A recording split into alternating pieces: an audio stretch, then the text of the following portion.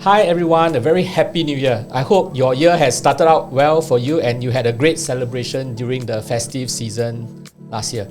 So today we are very happy to have three of us here. I'm a bit thick-skinned because I said I am very happy to have the three of us here, including myself. So for those of you who have been following Money Wisdom for a long time, you know that three of us, we have been hosts for Money Wisdom since season 1, or rather I, season 1, and then Isaac, season 2, and then of course Amelia joined us last year for season 3.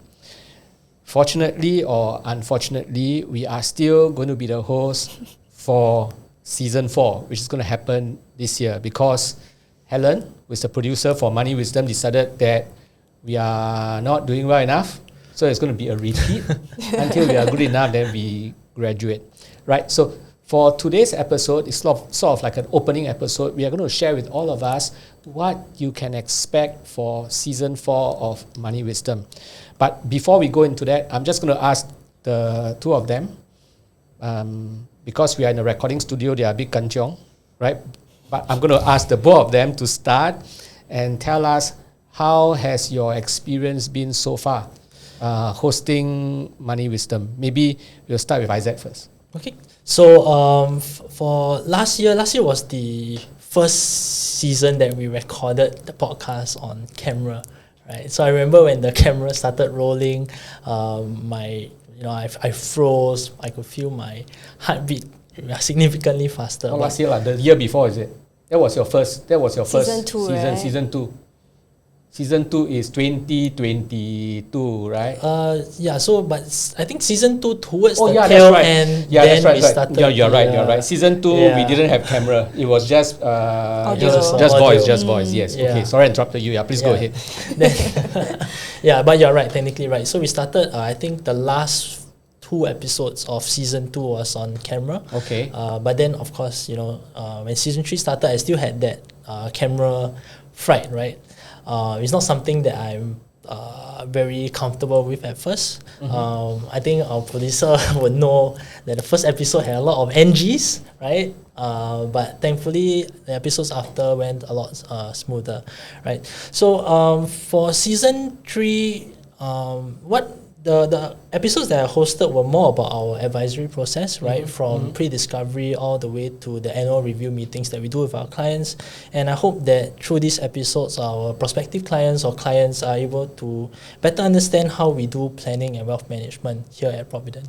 And you got used to the camera in season 3.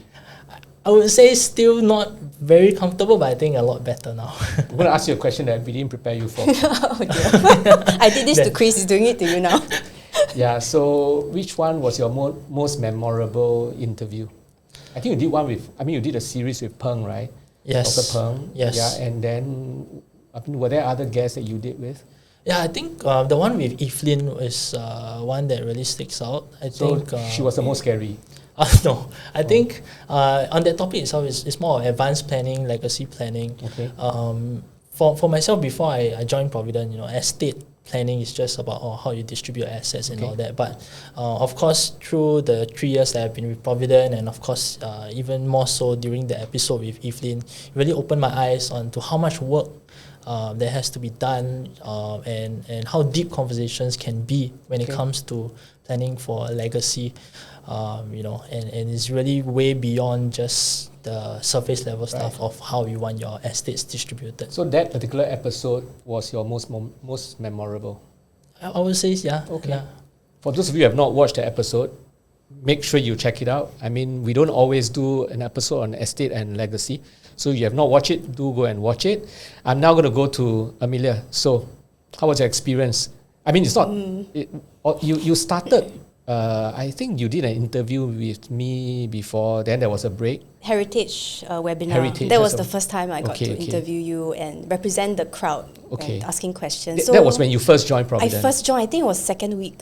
So wow, it was an enriching experience. As much as me being a podcast host, it was very enriching because I'm entirely new to the financial wealth industry. So when I first joined, interviewing you, the CEO, and learning about the Business Times articles that you wrote is very enriching for me.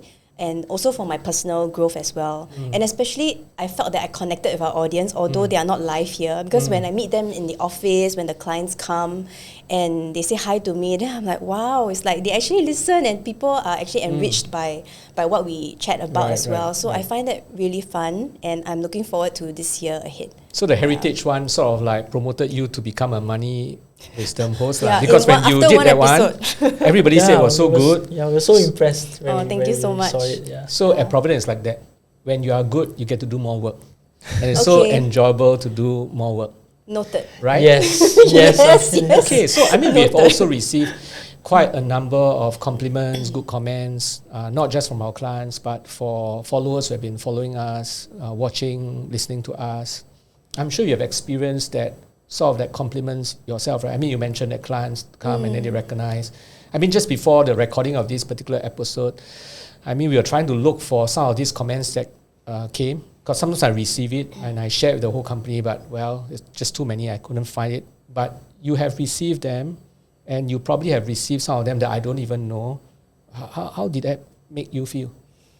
I think, Amelia, maybe you can. I go first because I think for me it's very heartening. As someone new in the industry, then you meet clients, then they share, and then they feel that they have learned a lot themselves, even though some of them may even be, clients for a long time, and they just enjoy the conversations that we had. So I feel that I'm very grateful to be part of a team that is the light in the financial world, because what we're doing here is really different, and we don't just say it, we do it. So we practice what we preach, and I find that very encouraging and grateful to be here.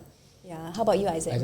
For myself, as a client advisor, when I meet prospective clients, some of them, they recognize me from the podcast, but more importantly, they really have a sense of how we, maybe not how we plan or wealth manage at that point in time, but really about how we think about things like investing, for example, our philosophy, and all that. So at least it gives them a bit of a head start, right, before we start the meeting, and that's always very useful for me. But on top of that, for me as a host of this podcast, it also helps me to hone my interviewing skills, my questioning skills. As a client advisor. Yes, as the client advisor. So it's something that has really helped, and it's very heartening to see and hear when people say like, I watched this episode, and what I learned from this episode is that this, but sometimes they have certain clarifications, that they want to ask me right off the bat, right? And this is the first meeting with these clients, so it's always it's very good. So have anyone recognized you on the street yet? Like you take an MRT, you take a train, and then people stop you and say, hey, you're the guy. You are the host for Money Wisdom. Or? Maybe they thought he's a model lah, not podcast host lah. So tall. Not yet. But I remember there was one time I was having a meal outside with Chris, right, with the SOP team. And someone sent a glass of champagne. Oh yeah. So Nice. No, whiskey. Yeah. Yeah. Then he said he read your. I think he's an avid reader of your Business Time article. Yeah, I mean, usually when they come to me, they will also make mention that, I've watched Money Wisdom, or I've listened to Money Wisdom, and I remember you have that tall guy as the host, So they do recognize you. It's just that maybe they have not come to a stage whereby, they have not come to you and openly tell you. I mean, Singaporeans, we are generally very shy, right? So they have not like gone to you and say, oh, Amelia, you are the one. I saw you. I saw you in the studio. They might be looking at the side and say, oh, okay, I think she's the girl that hosted TBB, the brain behind. Yes. Well, also, thanks for sharing. I think we certainly look forward to more good hosting from you all for this season 4, and very soon I can retire and don't do this anymore. No, we don't let you retire. We enjoy having you around. Right, yeah, we're officially entering season 4, like you mentioned, Chris, and there's a lot of exciting content that is lined up for us. So maybe Amelia, could you share with our audience what they can expect? So this is a bit of a teaser on the topic. So firstly, we'll be talking about finding your Ikigai, which we've been mentioning a lot here and there with my interview with Chris. So we'll be going through that in a mini series. And then also we'll have legacy beyond wealth. So besides just bestowing your wealth, what else do you need to think about? So that series will cover that. And also Milestones by Decades. So that one is really fun, and which I will share a little bit more later. And our classic favorite, which is The Brain Behind, where we talk about Chris's latest Business Times articles. Right. Last year, Chris, you shared about the importance of finding your Ikigai. I think you wrote several articles about it. I think you conducted many workshops about it. So why did you decide to do so, and what can they expect from the Ikigai mini-series? Yeah, I mean, before I talk about Ikigai, when I look at the mini-series that we are going to do this year, I only got one word for it. In the Singaporean call it was siong. Because I think, there are quite a lot of things that we are trying out for the first time. And I hope you will enjoy it. I hope we will be able to deliver good quality mini-series so that it really benefits you. But yes, one of the mini-series is the Ikigai series. And why Ikigai? Because I think last year I talked about the importance of helping our clients clarify the Ikigai of their lives. At Providend, it is always about helping our clients first make life decisions before financial decisions. This is not new. We have been talking about this for more than 10 years. But over the last 10 years, we have always been wondering, how do we help clients find their life decisions? And we've tried different things.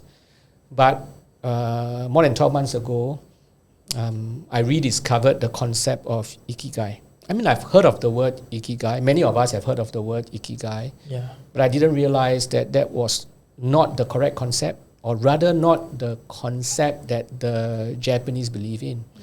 And when I found about what the Japanese believes in, I realized that, hey, that is actually a good explanation of what we have always been trying to do. It is the non-negotiable life goals, right? And so I embraced it. I try to put it as part of our Providence vocab, even in our advisory team. This year, I think the advisory team will be using a lot of that as well. And also I introduce it to our people. But of course, I need to introduce it to our clients. And I've done several workshops for our clients. I will continue to do these workshops for our clients. But I think this year, we thought it will be good to bring in people who really live out the Ikigais of their life. So we're going to invite external guests outside of Providend. We're going to come and we're going to talk to them. We're going to ask them to share with all of us what their Ikigai is or what their Ikigais are. We are going to ask them to share with us how they live out their Ikigai on a daily basis. And I think it's going to be a very exciting series. It's sort of like the Providend conversation that we have always done. It is just that the Providend conversation, if you have been watching the Providend conversation, you have not, please go and watch it, right? Because some of the interviewees that we interview, it's not easy to get them, and it's just so inspiring to hear from them. But the Providend conversation is about living the good life, right? And those series always end with sort of like the definition of a good life that I've taken out from the book Repacking Your Bags. So for the Ikigai series, it is sort of like the Providend conversation. It's just that the focus is on Ikigai, right? And again, like I said, we are trying to find out from the guests their sources of Ikigai and how they live it out on a daily basis. Yeah, so that's the mini-series. And I really look forward to hosting it because it's not just hosting it. It is really learning from the guest. It is really being inspired by the guests, and we definitely hope that you will be inspired by them as well. Yeah, I think you mentioned that conducting these workshops and you anticipate that it's going to be very xiong. It is xiong. Yeah, but I just want you to know that based on all the workshops that you have conducted so far, every time when we send out the link, the invite link, it gets filled up so fast, and the feedback is always very good. Yeah, that's very encouraging. Yeah, that's very encouraging. I mean, each time when I do it, indeed I get encouraged, but each time I also get very good constructive feedback on how I can improve the workshops better. So this year I hope to be able to deliver better ones. Growth mindset. Growth mindset. Hi listeners, thank you so much for your ongoing support. Some long-time listeners might know that the inspiration behind this entire podcast was our CEO Chris's book titled Money Wisdom: Simple Truths for Financial Wellness. If you're interested in getting your own signed copy, please check out the link in the show notes for more information. Thank you, and let's get back to the episode. Okay, so another mini-series is titled Milestones by Decade, right? So I understand we just got this title quite recently, right? So what is this about?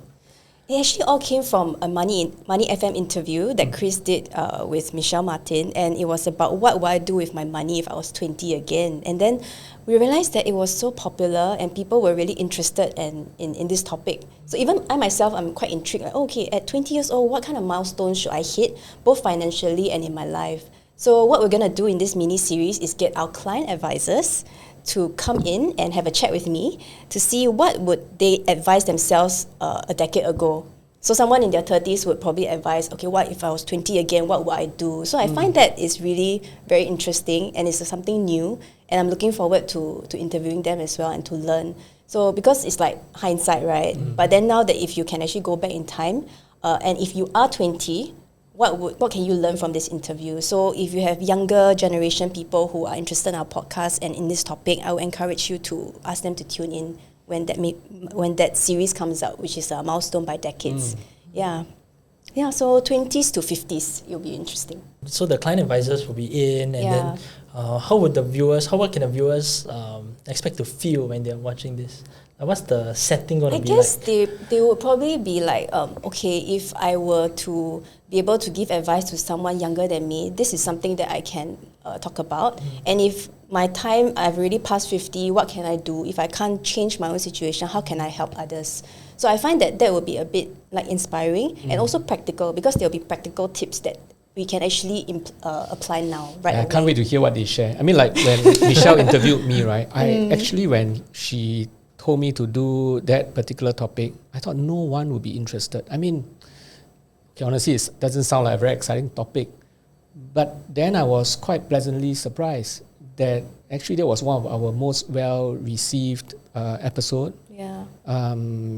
And then, our good friend Lou decided to tap on that and decided to do like a 4-part interview. And those 4-part interview went viral. Yeah. Right? So I cannot imagine, right, when our client advisors come and share what they will do, right, if they go back, 10, 20 years back, I think it's going to be quite exciting. Yeah, and I think I will learn a lot from them also, especially if I have not hit that milestone yet. What can I do to get there? Yeah, make sure my children watch it as well. That's good. Yeah, some early tips first.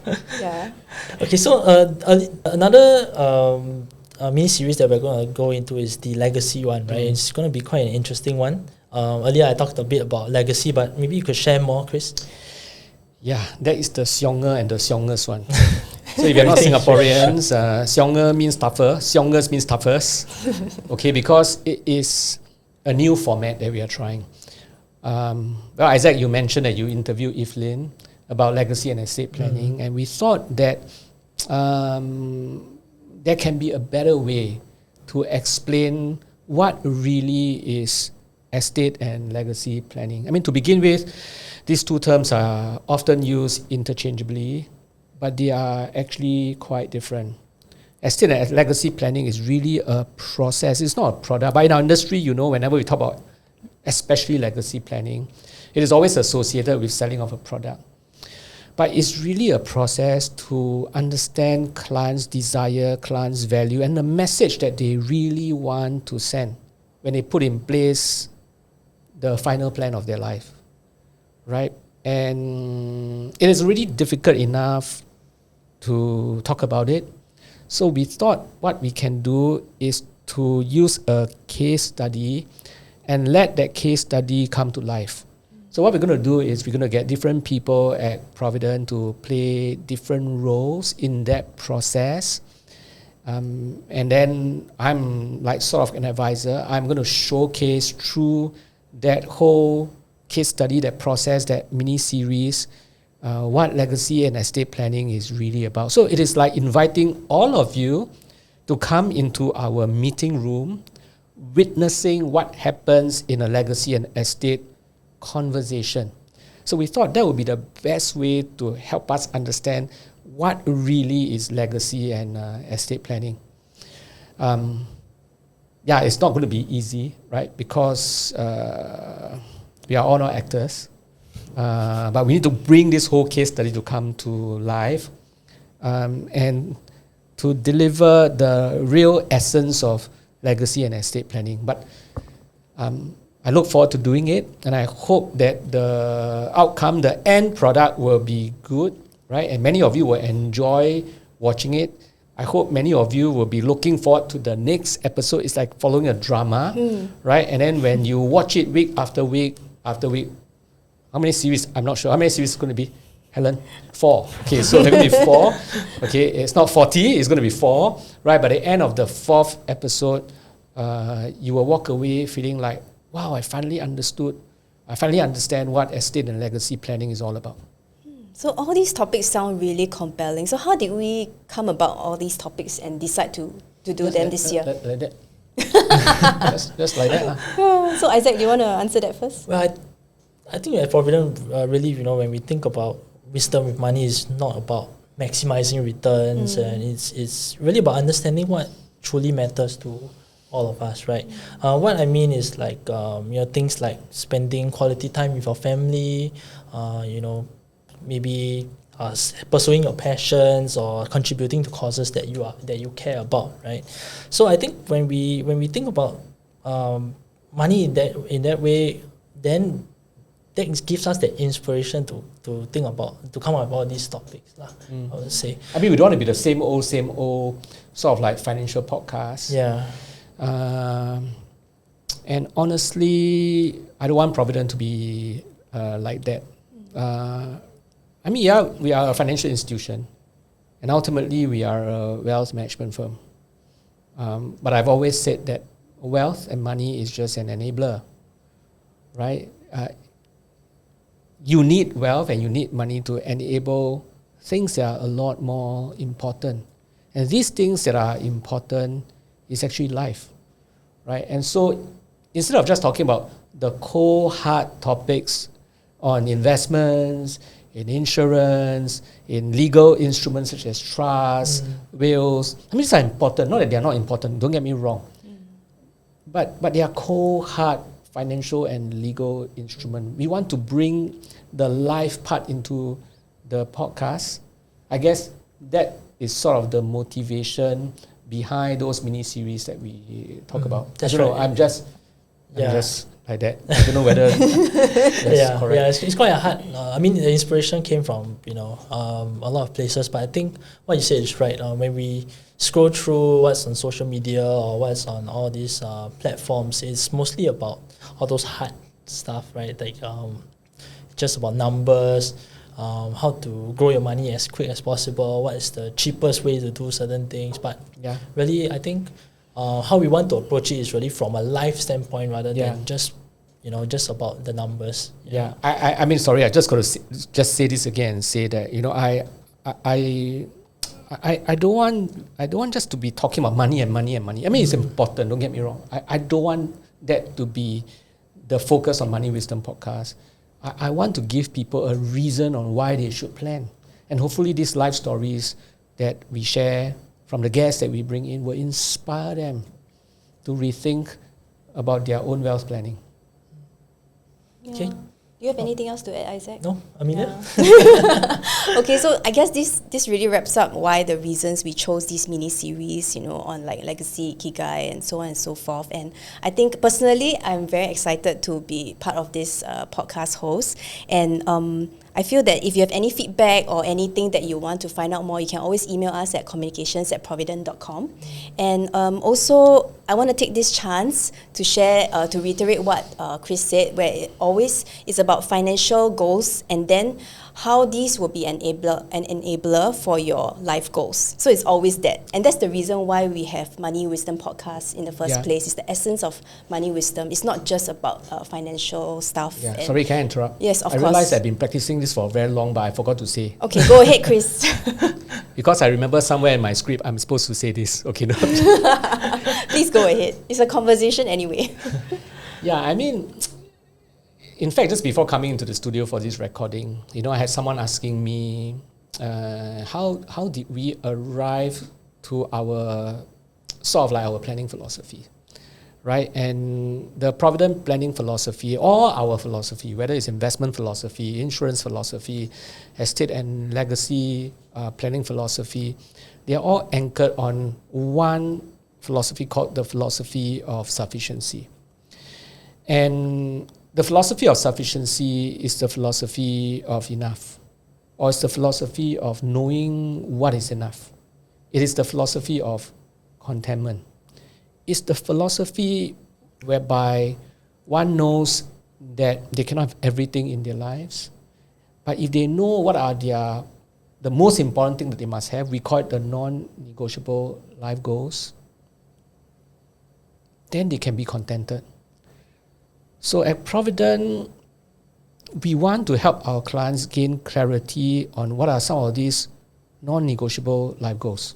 Today, of course, we found a vocab for it. It is called Ikigai goals. Because we know that once a person, they can have 100% clarity, and even if it's not 100%, 80%, 70% clarity on what are their most important life goals, non-negotiable life goals, then the money part is easy, right? The money part is just about rearranging the money part to enable these life goals. And as a wealth advisor for our clients, we want to find the best approach to give them the highest probability of success, or the highest probability, the highest chances, the highest chance of achieving those life goals. Now, this thing didn't come overnight, of course. It took us more than a decade. When Providend first started 23 years ago, we were just planning the money part. But sometime in 2010, we had this, or rather I had this epiphany, and we had this realization, and I first developed the Finishing Well model. But the Finishing Well model was just too difficult. I'm not sure whether you have seen the Finishing Well model, but the earlier Barrys, or the earlier our colleagues who have been with us for the longer time, they would have seen this Finishing Well model. It just is great, but it's just too difficult to implement it. And for the last 10 years, I've always been trying to find a better way to do this. And I think today we have reached, I would not say that today is the final product, but today, we have reached a way whereby, I think we would be able to help our clients make better life decisions before making financial decisions. So it is a process, it is a journey. And if you look at our money wisdom, it has also evolved this way. First season when I was hosting it, it's just me reading from my book. They are mostly the money matters. In the second season, I think the focus was still a lot on the financial aspects.